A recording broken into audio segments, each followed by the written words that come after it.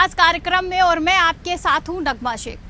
साल 2017 में जब योगी आदित्यनाथ पूर्ण बहुमत के साथ उत्तर प्रदेश जैसे बड़े राज्य के मुख्यमंत्री बने तो सत्ता में आने के बाद उन्होंने कहा था कि उनकी सरकार महिलाओं की सुरक्षा, उनके सशक्तिकरण और कल्याण के लिए प्रतिबद्ध है। इसके तहत उन्होंने कई घोषणाएं भी की और बड़े कदम भी उठाए गए। सरकार के गठन के तुरंत बाद एंटी रोमियो स्क्वाड का गठन किया गया। साथ ही महिलाओं के सशक्तिकरण और सुरक्षा को लेकर फैसले लिए गए। योगी सरकार के इन कदमों की काफी सराहना भी की गई। हालांकि हाल ही में हाथरस, बलरामपुर और अन्य इलाकों में हुई घटनाओं ने सरकार के मिशन पर सवाल उठाए। तो एक बार फिर मुख्यमंत्री फुल फॉर्म में आए और उन्होंने मिशन शक्ति की शुरुआत एक बार फिर प्रदेश में महिलाओं की सुरक्षा सुनिश्चित करने का वादा दोहराया।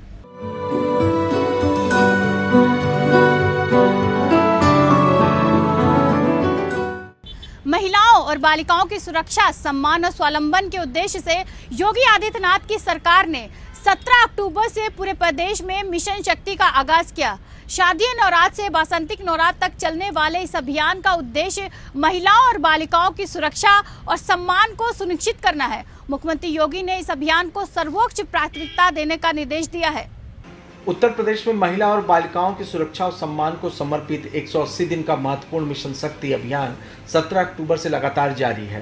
शारदीय नवरात्र के पहले दिन इस प्रदेश व्यापी अभियान का शुभारंभ लखनऊ में राज्यपाल आनंदीबेन पटेल जबकि बलरामपुर में मुख्यमंत्री योगी आदित्यनाथ ने किया था। शारदी से वास्तविक नवरात्र तक चलने वाले अभियान में प्रत्येक जिले में महिला सशक्तिकरण के लिए काम करने वाली 100 महिला बालिकाओं का चयन भी रोल मॉडल के रूप में करने के निर्देश सीएम योगी ने दिए हैं। ऐसे अपराध जब हो रहे हैं तब हमारा दायित्व बढ़ जाता है। पुरुष हो या महिला हो, सभी की सुरक्षा होनी चाहिए। लेकिन जब तक समाज में हम महिलाओं के लिए नई नई योजनाएं बनाकर इसका इम्प्लीमेंटेशन करके महिलाओं तक नहीं पहुंचाएंगे, तब तक महिलाएं आर्थिक दृष्टि से असुरक्षित रहेगी, दूसरों के सामने हाथ लंबाती रहेगी, मदद लेती रहेगी और इसकी वजह से ही उसकी उत्पीड़न होती है। जब हम एक सकारात्मक दृष्टिकोण देंगे, हमने इसीलिए इसका नाम महिलाओं की सुरक्षा का भी दिया है, उनके सम्मान का भी दिया है और उनके स्वावलंबन का भी दिया है। यानी तीनों चीजें एक साथ चलेंगी। जहां आवश्यकता पड़ेगी, सुरक्षा के मुद्दे पर किसी भी प्रकार का कोई समझौता किए बगैर हर बेटी को, हर बहन को पूरी सुरक्षा प्रदान करेंगे। उनके सम्मान के लिए जहां पर भी सरकार के स्तर पर, शासन स्तर पर, प्रशासन के स्तर पर जो भी कदम उठाने पड़ेंगे, पूरी प्रतिबद्धता के साथ वह कदम भी उठाएंगे। और फिर उनके स्वावलंबन के लिए भी, एक सशक्त समाज की स्थापना के लिए उनका स्वावलंबन आवश्यक है। इससे भी जो भी कदम उठाने पड़ेंगे वह कदम हमें उठाने हैं। इसलिए ये तीनों बिंदुओं को ध्यान में रख करके हमें अपने कार्यक्रम को आगे बढ़ाने चाहिए। मिशन शक्ति अभियान के संबंध में मुख्यमंत्री योगी आदित्यनाथ ने शासन और जिले के अधिकारी को निर्देश जारी किए। उन्होंने कहा कि इस अभियान को सर्वोच्च प्राथमिकता दी जाए। महिलाओं और बालिकाओं की सुरक्षा, सम्मान, स्वावलंबन, महिला अपराध और बाल अपराध के संबंध में जागरूकता पैदा करने के लिए हर महीने एक सप्ताह के विशिष्ट कार्यक्रम भी आयोजित किए जाएं। प्रदेश के सभी 75 जिलों में 521 ब्लॉकों, 59,000 पंचायतों, 630 शहरी निकाय और 1,535 थानों के माध्यम से महिलाओं और बालिकाओं को आत्मनिर्भर बनाने का प्रशिक्षण देकर सुरक्षा और सम्मान के प्रति उन्हें जागरूक किया जाए।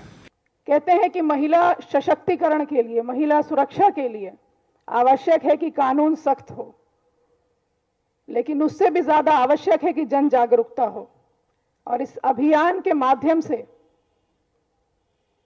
हम सब जन जागरूकता अभियान चलाएंगे। इस अभियान में कई कार्यक्रमों में ऐसे पोस्टर्स लगाए जाएंगे जो महिला सुरक्षा की दृष्टि से आवश्यक हैं। वेबिनार्स होंगे। मुख्यमंत्री योगी आदित्यनाथ ने कहा कि पहले चरण में अभियान को जागरूकता आधारित रखा जाएगा, जबकि दूसरे चरण में मिशन शक्ति के क्रियान्वयन पर बल दिया जाए। सामाजिक संगठन, विभिन्न महिला संगठनों, मीडिया और जागरूक सामाजिक कार्यकर्ताओं की एक समिति बनाकर विभिन्न रोल मॉडल का चयन किया जाएगा। इस अभियान के तहत ऐसी महिलाओं और बालिकाओं का चयन होगा जो विभिन्न क्षेत्रों में समाज के लिए एक प्रेरणा बनी हो और विशिष्ट क्षेत्रों में प्रयास कर सफलता पाई हो। प्रदेश के सभी जिलों में मिशन शक्ति अभियान 180 दिन तक चला जाएगा। इसके तहत लोगों को महिला सुरक्षा और सम्मान के प्रति जागरूक किया जाएगा।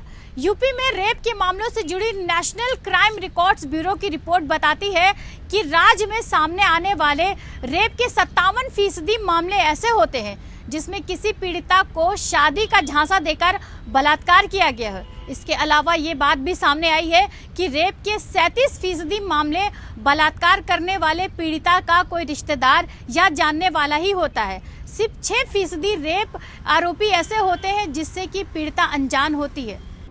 रेप के मामलों को लेकर सामने आई एनसीआरबी की रिपोर्ट प्रदेश में अपराध को लेकर एक बड़ी सोचनीय स्थिति की ओर इशारा करती है। भले ही रेप करने वाला कोई शख्स पीड़ित का जानने वाला ही क्यों ना हो, महिलाओं को ऐसे मामलों की शिकायत पुलिस से जरूर करनी चाहिए। ऐसा करने से ऐसे अपराधियों को सजा मिल सकेगी और भविष्य में ऐसे अपराध रोके भी जा सकेंगे। महिलाओं के अधिकार क्या है, इसके बारे में उन्हें और जागरूक करने की जरूरत है और इसके लिए ही मिशन शक्ति के तहत कई कार्यक्रम भी शुरू किए गए हैं। दावा है कि यूपी में महिला अपराधों के बाद सजा पाने वाले अपराधियों की संख्या सबसे अधिक है। प्रदेश में करीब 55% ऐसे अपराधी हैं जिन्हें अपराध के बाद अब तक सजा मिल चुके। इस लिस्ट में दूसरा नंबर उत्तराखंड का है। साल 2019 में महिलाओं से जुड़े कुल 15,116 मामले निस्तारित हुए। प्रदेश में 2016 के मुकाबले 2020 में बलात्कार के मामलों में 42% कमी आई है। वहीं महिला अपहरण के मामले 39% तक कम हुए हैं। एनसीआरबी द्वारा प्रकाशित क्राइम इन इंडिया के अनुसार महिलाओं के विरुद्ध अपराध में सजा दिलाने में उत्तर प्रदेश पहले स्थान पर है और इसे योगी सरकार के लिए एक उपलब्धि के तौर पर देखा जा सकता है। हालांकि नेशनल क्राइम ब्यूरो रिकॉर्ड के साल 2019 के आंकड़े ये बताते हैं कि तमाम प्रयासों के बावजूद महिलाओं और लड़कियों के खिलाफ बलात्कार के मामलों में राजस्थान के बाद यूपी दूसरे स्थान पर है, जो चिंताजनक है। हाथरस और बलरामपुर जैसी घटनाएं दोबारा न हो, इसके सरकार को कुछ और कठोर कदम भी उठाने होंगे। मिशन शक्ति के तहत प्रदेश भर में मंचलों को चिन्हित कर धरपकड़ की जाएगी। आरोपियों की फोटो चौराहों पर लगाई जाएगी। महिलाओं के खिलाफ अपराध के दोषियों को फास्ट ट्रैक कोर्ट में मुकदमा चलाकर सजा दिलाई जाएगी। अपराधियों के खिलाफ कोई रियायत नहीं बरती जाएगी। मिशन शक्ति की शुरुआती 2 दिनों में महिलाओं और मासूमों के साथ दरिंदगी और हत्या के 11 मामलों में 14 आरोपितों को फांसी की सजा दिलाई गई है। इसके अलावा ऐसे 11 मुकदमों में 20 दोषियों को आजीवन कारावास की सजा दिलाई गई है। उत्तर प्रदेश सरकार की महत्वाकांक्षी मिशन शक्ति योजना के पहले 2 दिनों के दौरान महिला और बाल अपराध के 11 मामलों में 14 आरोपियों को फांसी और 20 को उम्र कैद की सजा दिलाई गई।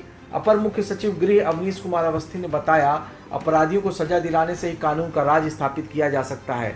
11 मामलों में 14 आरोपियों को फांसी की सजा सुनाई गई है।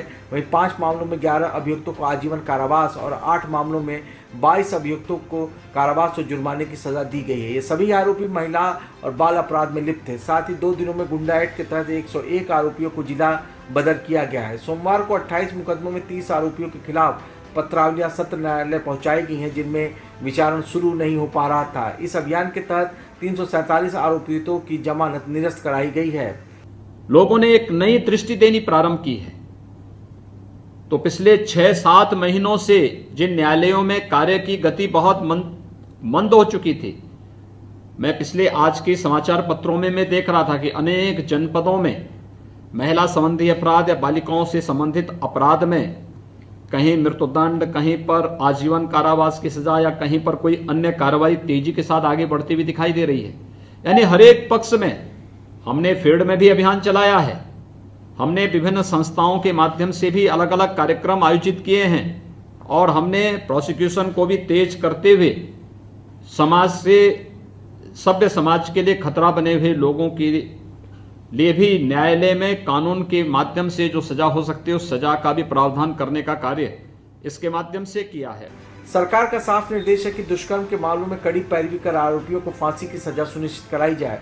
उत्तर प्रदेश महिलाओं के खिलाफ अपराध के मामले में सजा देने वाला नंबर 1 राज्य बन गया है। राज्य में मिशन शक्ति के तहत अपराधियों को सजा और महिलाओं को जागरूक करने का काम भी किया जा रहा है। अब प्रदेश की तहसीलों और थानों पर भी महिलाओं की सुनवाई प्राथमिकता के आधार पर होगी। योगी सरकार ने प्रदेश की तहसीलों और थानों में महिला हेल्प डेस्क की शुरुआत की है, जिससे महिलाओं को शिकायतों के निस्तारण के लिए दर दर भटकना नहीं पड़ेगा। महिलाओं की शिकायतों को नजरअंदाज करने वाले अफसरों पर कार्रवाई की जाएगी। योगी सरकार ने तय किया है कि प्रदेश की हर तहसील और थाने पर महिला हेल्प डेस्क बनाना अनिवार्य होगा। योगी सरकार के मिशन शक्ति के तहत प्रदेश भर में थानों में बनाई जाने वाली महिला हेल्प डेस्क पर महिला पुलिसकर्मियों की तैनाती होगी, जो शिकायतों को सुनने के साथ साथ हर समय महिलाओं की मदद के लिए तत्पर रहेंगी। महिला डेस्क पर महिला पुलिसकर्मियों की तैनाती से लड़कियों महिलाओं को थाने जाकर अपनी शिकायत दर्ज कराने या बात कह पाने में आसानी होगी। थानों में महिला हेल्प डेस्क पर महिलाओं के खिलाफ हुए अपराध पर तुरंत कार्रवाई की जाएगी। प्रदेश के 1535 थानों में महिलाओं की समस्या का पूरी संवेदनशीलता के साथ समाधान निकल सके, इस देश से महिला हेल्प डेस्क की स्थापना का एक अभिनव कार्यक्रम हम एक साथ प्रारंभ कर रहे हैं। महिलाओं के सम्मान के सामने कौन से कारक बाधक हैं और उनके स्वावलंबन के मार्ग में भी बाधक कारकों को चिन्हित करते हुए उसके समाधान का मार्ग भी हम लोग निकालने में सफल होंगे। इसके साथ ही महिलाओं और बालिकाओं की सुरक्षा, सम्मान और स्वावलंबन के लिए जिले की हर तहसील पर महिला हेल्प डेस्क की स्थापना के संबंध में जरूरी दिशा निर्देश योगी सरकार ने जारी किए हैं। यहाँ पर महिलाएं अपनी समस्याओं को बता सकेंगी। इसके अलावा हर जिले में जिलाधिकारी की अध्यक्षता में जिला स्तरीय संचालन समिति बनाई जाएगी, जिसमें सभी विभागों के जिला स्तरीय अधिकारी को सदस्य के रूप में शामिल किया जाएगा। इसके अंतर्गत प्रदेश के 24 विभिन्न सरकारी विभाग एक साथ समन्वित रूप से कार्य करते हुए मिशन को क्रियान्वित करेंगे। इस अभियान का उद्देश्य प्रदेश की महिलाओं एवं बालिकाओं को सुरक्षित परिवेश की अनुभूति कराना, स्वावलंबी बनाना, जन जागरूकता पैदा करना, आत्म सुरक्षा की कला विकसित करना, आत्मनिर्भर करने हेतु महिलाओं बालिकाओं को प्रशिक्षित करना आदि सम्मिलित है। इसके साथ ही इस अभियान के अंतर्गत महिला अपराध से संबंधित दुराचारियों को चिन्हित कर उनकी पहचान उजागर करना तथा प्रदेश के समस्त पुलिस थानों में महिला हेल्प डेस्क को स्थापित और सुदृढ़ करना भी है। हर जिले के विकास भवन कार्यालय, तहसील और विकास खंड कार्यालय में एक महिला हेल्प डेस्क स्थापित की जाएगी। इस डेस्क पर शासन की महिलाओं और बालिकाओं के कार्यक्रमों की जानकारी उपलब्ध कराई जाएगी। साथ ही एक रजिस्टर भी रखा जाएगा, जिसमें उनसे संबंधित कार्यक्रमों का लाभ उठाने की इच्छुक महिलाओं का विवरण दर्ज किया जाएगा। इसके जरिए ये सुनिश्चित किया जाएगा कि सरकार अधिक से अधिक महिलाओं तक पहुंच सके तथा उन्हें उनकी सुरक्षा, सम्मान और स्वावलंबन के बारे में चलाई जा रही विभिन्न सरकारी योजनाओं की पूरी जानकारी दी जा सके। महिला हेल्प डेस्क पर आने वाली पीड़ित महिलाओं को किसी प्रकार की असुविधा का सामना न करना पड़े, इसका विशेष ध्यान रखा जाएगा। प्रदेश में कई ऐसे मामले हैं जिनमें महिलाओं की सुरक्षा पर अक्सर सवाल खड़ा होता है। यूपी में रेप और छेड़खानी और घरेलू हिंसा जैसे मामले देश के दूसरे राज्यों के मुकाबले काफी ज्यादा है। हालांकि ये बात भी सही है कि अगर सरकार सख्ती से अपराध करने वालों को सजा दिलाने में सफल रहे तो ये मामले कम हो सकते हैं। साल 2017 में सत्ता में आते ही सीएम योगी ने एंटी रोमियो अभियान की शुरुआत की। माना गया कि प्रदेश में महिला अपराधों पर लगाम लगाने की दिशा में ये पहला कदम है। जिस तरह से एंटी रोमियो दल ने काम करना शुरू किया, इसे लेकर दो पक्ष बन गए। एक गुट इसके समर्थन में था तो दूसरा इसके खिलाफ। हालांकि जनता के बीच इसे समर्थन जरूर मिला। हालांकि वक्त बीतने के साथ ही एंटी रोमियो दल भी अपना वजूद खोता नजर आया। जीत के बाद शुरुआती उत्साह जैसे जैसे ठंडा पड़ता गया, ये अभियान भी वैसे वैसे दम तोड़ता गया। कानून व्यवस्था को कायम रखने के लिए इसके बाद भी योगी सरकार ने कई बड़े और कड़े फैसले किए, लेकिन प्रशासनिक उदासीनता के कारण योजनाएं या तो ठंडे बस्ते में चली गईं या फिर उनका क्रियान्वयन ठीक तरह से नहीं हुआ, जिसके कारण सरकार के सामने हाथरस, बलरामपुर जैसी कई चुनौतियां भी सामने आई। उत्तर प्रदेश में जंगल राज है, लूट, हत्या, डकैती, बलात्कार इस प्रदेश की पहचान बनती जा रही है। क्या उत्तर प्रदेश बेटियों के लिए, महिलाओं के लिए सुरक्षित नहीं रहेगा? जिस कानून व्यवस्था के नाम पर आपने 2017 में सरकार बनाई थी, आपने जनता के विश्वास के साथ धोखा किया है। अब उत्तर प्रदेश को पता नहीं किसकी नजर लग गई। उत्तर प्रदेश को योगी जी ने क्या बना दिया है? कौन सा दृश्य है उत्तर प्रदेश में? मुझे लगता है पूरे देश को शर्मसार करने वाला है। बीजेपी बेहतर कानून व्यवस्था का वादा करके सत्ता में आई थी, लिहाजा उसके ऊपर अपनी बात को साबित करने का दबाव है।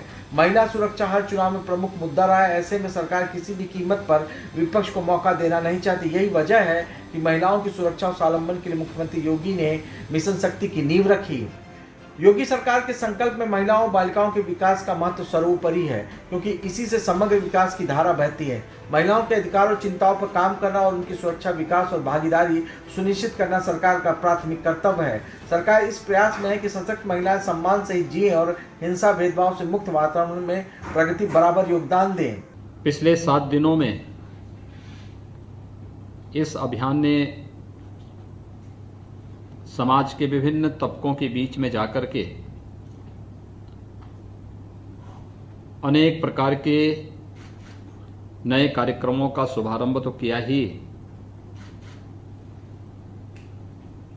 साथ साथ समाज से जुड़ी भी तमाम समस्याओं को नजदीक से जानने, समझने और उनके समाधान को भी तलाशने का एक नया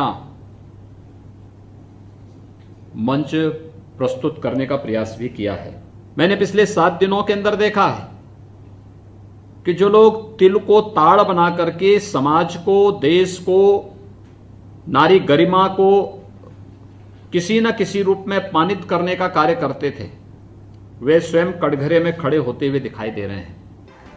इन सभी प्रयासों के अलावा भी कई योजनाओं को लेकर योगी सरकार काम कर रही है। उत्तर प्रदेश जैसे विशाल राज्य में कानून व्यवस्था और सुरक्षा का कार्य बहुत ही जटिल है। यह व्यवस्था काफी समय से खराब है, जिसको पटरी पर लाने में वक्त लग सकता है। लेकिन अगर सरकार की नीति और नीयत में कोई अंतर नहीं है तो ऐसा करना असंभव भी नहीं है।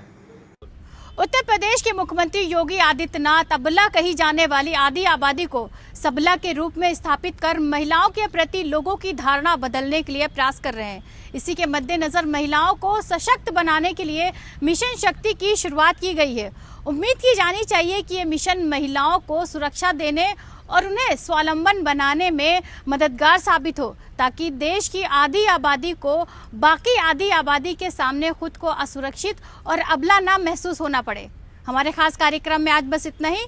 आपसे फिर होगी मुलाकात। नमस्कार।